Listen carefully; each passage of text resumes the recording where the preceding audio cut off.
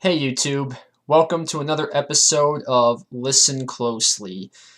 This episode is going to be dedicated today to health, specifically digestive issues, and we're going to be mostly talking about irritable bowel syndrome. Irritable bowel syndrome is something that has plagued me for probably since I was 24 or 25 years old. Basically, there are three different types of IBS. You have IBS-D for diarrhea, IBS-C for constipation, and IBS-D and C, which is basically alternating diarrhea and constipation. I was diagnosed with IBS back in very late 2008. Basically, I was on an antifungal medication called Levaquin. And halfway through the drug, I noticed I was having problems with my digestive tract.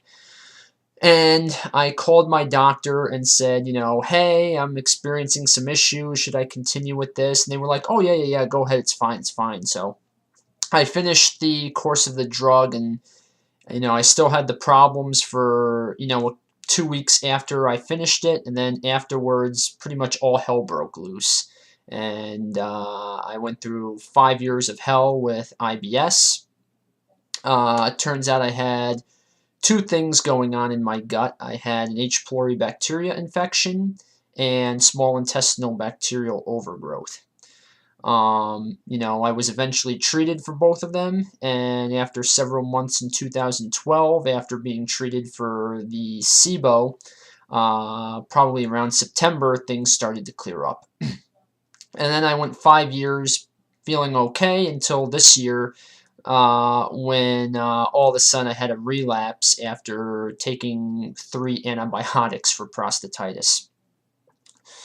But, what causes, so I should get into, what causes IBS. Well, IBS can be caused from many different things.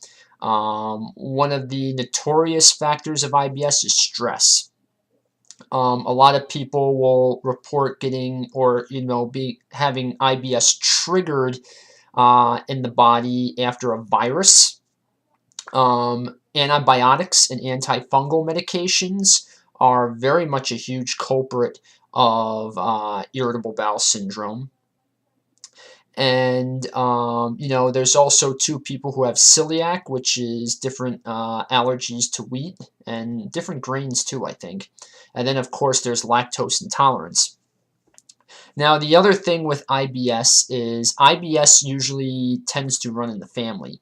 It's genetic. So, like for me, on my mom's side of the family, my grandmother had it, my mother had it, now I have it.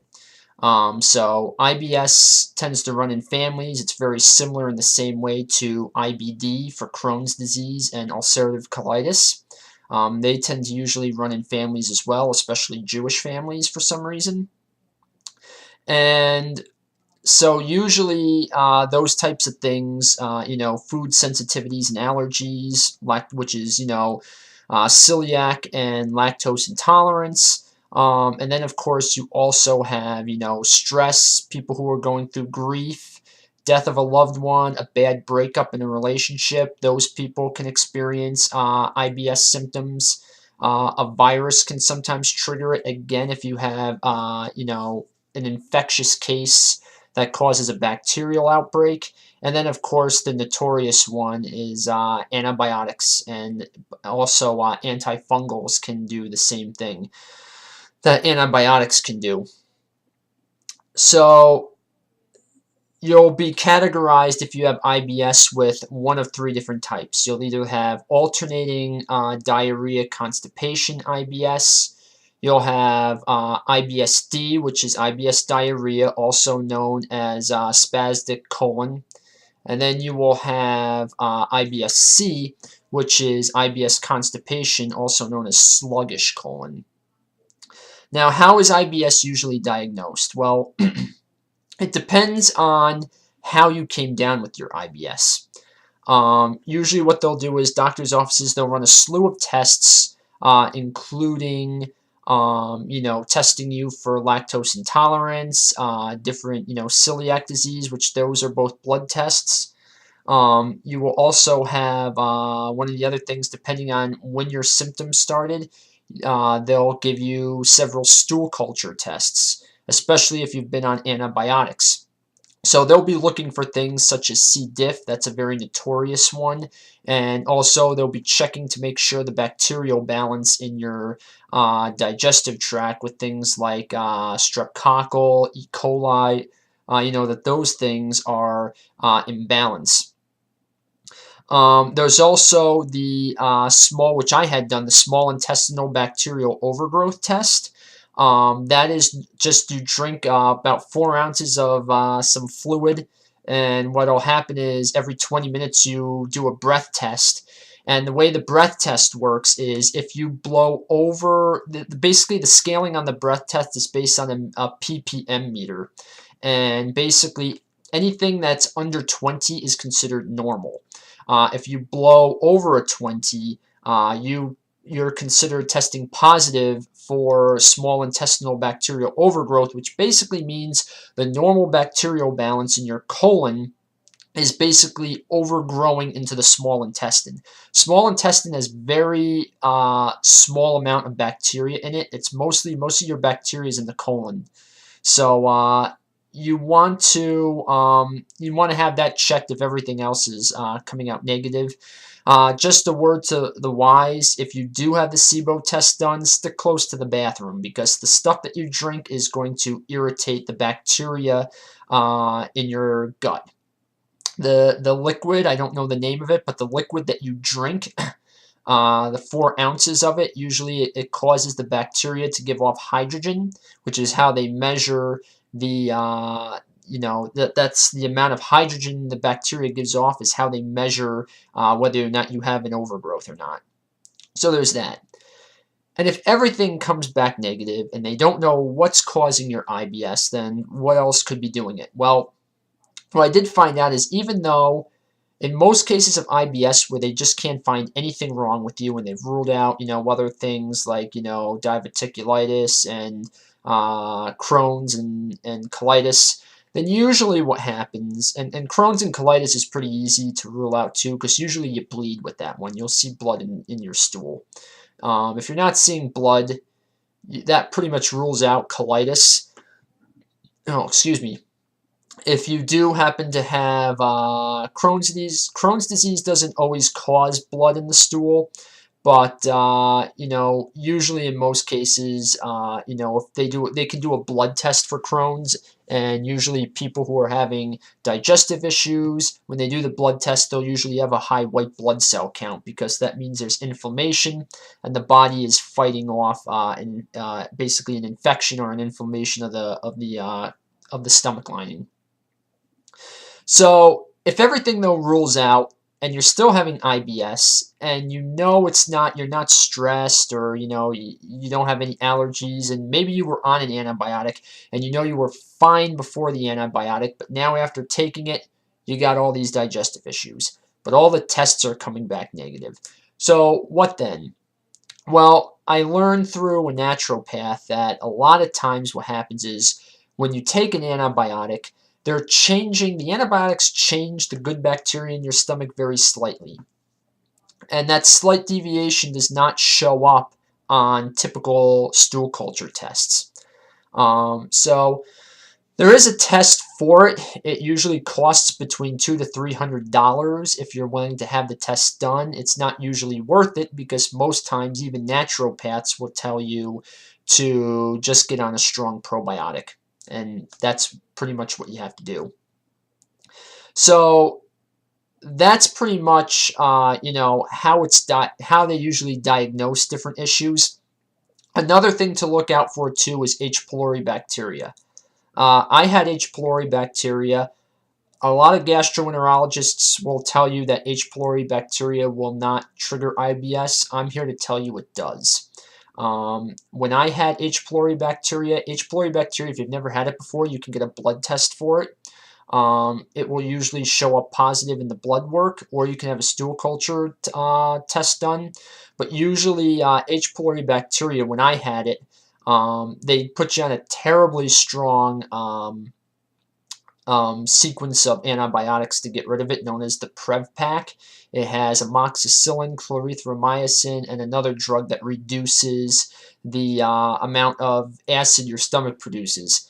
And it's very strong, very nasty, and usually what happened was when I took it, and afterwards I had an endoscopy done, and they said, hey, everything looks great. Usually what happens, or what happened to me, was after I had that done, half my IBS symptoms went away. And then the remaining half went away after I got diagnosed with small intestinal bacterial overgrowth and got that cured. So anyone who tells you H. pylori bacteria cannot cause IBS is, they're either ill-informed or they're lying, because it can cause IBS symptoms. So I just wanted to clear that up. So that H. pylori bacteria is another thing you probably want to get yourself tested for if you're having stomach issues. Now, how do you treat irritable bowel syndrome? Well, if you want to do it the Western medicine way, one of the leading drugs that's been I've been on it before. I was on it for small intestinal bacterial overgrowth, and it also works for IBS in general, they're finding out now, is the drug known as Xifaxan. Xifaxan is an antibiotic. It's very easy to take, very few side effects actually involved in this antibiotic. And this antibiotic, it doesn't get absorbed into the body. It stays in the digestive tract, and I don't remember having any symptoms on it at all. Very easy, probably the easiest antibiotic I ever took. I would probably take it again, if I had to. Again, it's pretty safe. Obviously things react differently with people's bodies, but Xifaxan was pretty safe, and that's, I would say, a good Western route to go. Another way in which you can, if you're going through IBS, a good Eastern way of dealing with IBS, and I can't stress this enough, is meditation. Meditation calms not only your stomach down, it calms your entire body down. And one of the things you have to understand is when it comes to IBS, what's going on up here in your mind a lot of times affects down here in your stomach. When you're stressed or you have anxiety, the first area of your body that stress affects is your stomach. It affects your stomach before any other part of your body gets hit, including your heart. So if you're having digestive issues, you really want to make sure you keep your stress down. And I know that's easier said than done, but meditation is something, that's when I really got into meditation, is when I was suffering with stomach issues, because the meditation allowed me to really calm myself down, especially if I was having an attack. So meditation is a great way to control IBS. Another thing which I used for a little while was antidepressants. Specifically Elavil, which was what I was on. Elavil, they usually give you about 10 milligrams, which is not really strong. Sometimes they'll give you 20, but 10 milligrams. If you're someone like me, and with IBS, the worst part of IBS is the pain. More than the bathroom issues, it's the pain. And, what the antidepressants do, it's a very low-level dose. Not enough to affect your mood, but it does. As soon as you take the first pill, you feel all that pain and that stress in your stomach just go away.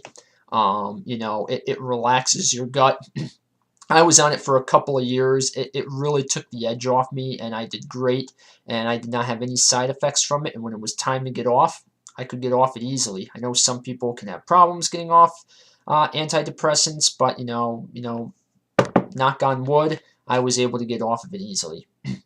But the leading way you're going to get off, or the leading way you're going to deal with irritable bowel syndrome, okay? This is the main way you're going to get through it, is you got to get on a good probiotic.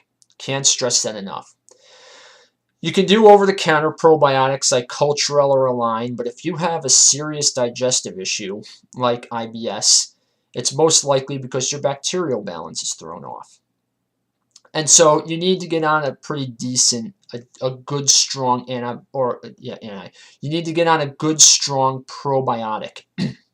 And usually the type of probiotic you want is you want at least 6 strands of probiotic bacteria in your probiotic pill, and you want to be taking at least 25 billion CFUs. And I have a couple of probiotics right here that I take. They're very good. I'm going to show them to you right now.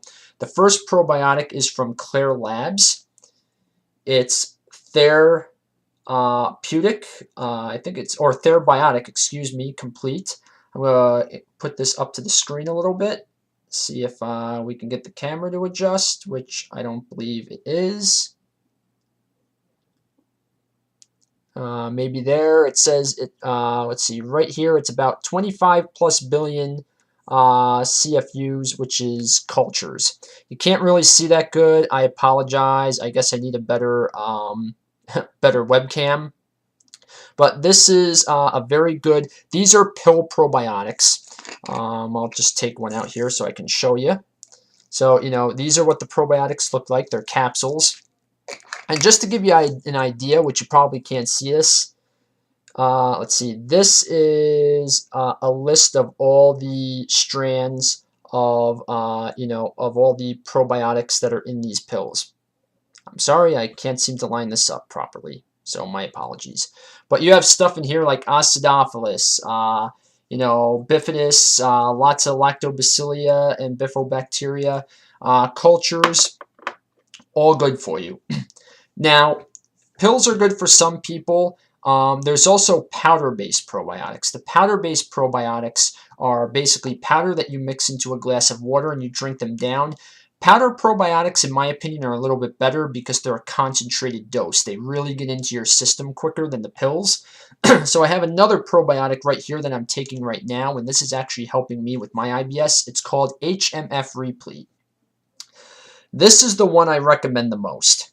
If you don't mind taking a powder-based probiotic, this is a good one. This is about 75 billion CFU, so it's very strong. And if you were ever on an antibiotic and your gut's really screwed up right now, this is the one I would recommend taking over the pills. This is the better one because this is a stronger probiotic. You can buy, I believe you can buy both of these on Amazon. I know the HMF Replete you can buy on Amazon.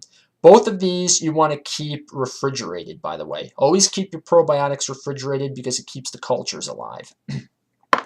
But the HMF Replete has exactly what you need. There we go. The HMF Replete has exactly what you need to, keep your, to kind of rebalance your digestive tract. And after a couple of days of taking this, you actually do start to feel a little bit better, I've noticed. But it is very strong. It also kind of tastes not that great. That's why some people don't like taking powder-based probiotics. They prefer to take the capsules.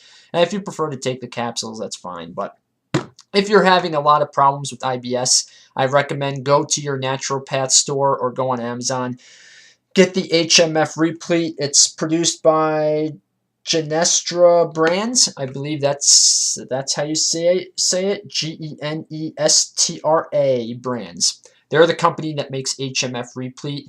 HMF Replete's really good if you don't mind taking the powder-based probiotics. I would suggest taking that. Again, the powder-based, the reason why I suggest it more is because they really get into your system faster, and that's what you want. So that's really everything, with IBS. Does IBS ever get better? If you're suffering with it right now, will you ever feel better? The answer is yes. IBS typically has a recovery time period that's anywhere between 6 months to 5 years. And I know that sounds pretty lousy. I went 4 years the last time I had an IBS attack. And, it changed my diet. I lost a lot of weight. And it was lousy, but I got through it. And one of the ways I always know when I'm on the mends is because I start putting my weight back on again. That tells me that my gut's recovering. So that's pretty much it. You will either way you will get better. Another thing I recommend too, if you're having a bad IBS attack, is get yourself on a soluble fiber-based diet. If you can't get enough soluble fiber-based, actually I take that back. You want to get yourself, depending on your IBS, on a fiber-based diet. If you're experiencing IBS constipation, you want an insoluble fiber-based diet. But if you're experiencing IBS diarrhea, then you want to be on a soluble-based fiber-based diet, because the difference between the two is insoluble adds water into your colon to help you go. Soluble takes water out of the colon to help, firm you up a bit. So that helps with IBS. You can take, if you don't get enough of it through foods, you can take things like Metamucil or Citracel. I personally prefer Citracel because it's orange flavored and I like the taste of orange. Usually you want to do the powder based for that. Otherwise, you'll have to take like 6 or 7 capsules if you go the capsule route. But, Citracel twice a day if you need to increase it to 3 times a day, or Metamucil for that matter. Those will, help you get through it. So I would say go with Metamucil, Citracel, fiber-based drinks, and then take your probiotics if you are recovering from antibiotic treatment, and that's what caused your IBS. But probiotics, they work to help your stomach in general for a slew of reasons. Bacteria related, candida related. It's a good thing to be on anyway, even after you get over your IBS. And you will get over your IBS, by the way. You may have to wait a while, but patience, I've learned in life, patience is the name of the game. It's the hardest lesson to learn in life, but nothing is forever. Everything is transit and temporary, and most of the times that includes illnesses as well. We only deal with them for a season, and then we're done. And life goes back to normal, and life will go back to normal for you, I promise. But take my advice in this video. I've laid out a game plan of several things you can do to help yourself, and if you have any questions, feel free to email me or drop me a comment if you don't feel confident in having other people read your comments that you post. I completely understand, because it is kind of an embarrassing issue. So yeah, feel free if you have any questions to contact me, and I hope this video helps you out. Until next time.